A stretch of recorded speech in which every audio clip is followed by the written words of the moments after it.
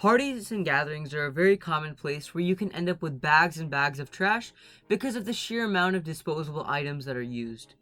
No matter how good you are about reusing, recycling, etc., parties, especially large ones, can catch even the most careful off guard. Here, we're going to talk about some tips for reducing your waste in both smaller and larger parties.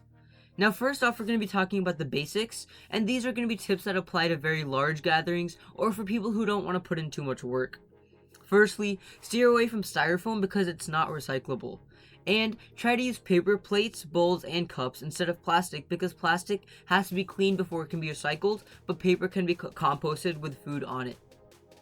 And finally, compostable or edible silverware instead of plastic, which cannot be recycled.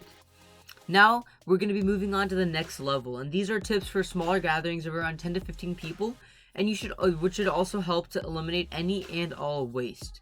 Firstly, use reusable plates, silverware, and cups instead of paper and plastic because reusing is much better than composting or recycling. Secondly, buy all your food from a farmer's market or use a tote bag so you can eliminate any plastic bags. And finally, as for everything else, make sure it is at least recyclable and compostable and does not need to be thrown away. Alright everyone, that's all for this video. I really hope you enjoyed and learned something from it. And if you have any questions, please leave them in the comment section down below. Or you have any ideas on how to go even more zero waste. Please check out our other videos and we will see you next time.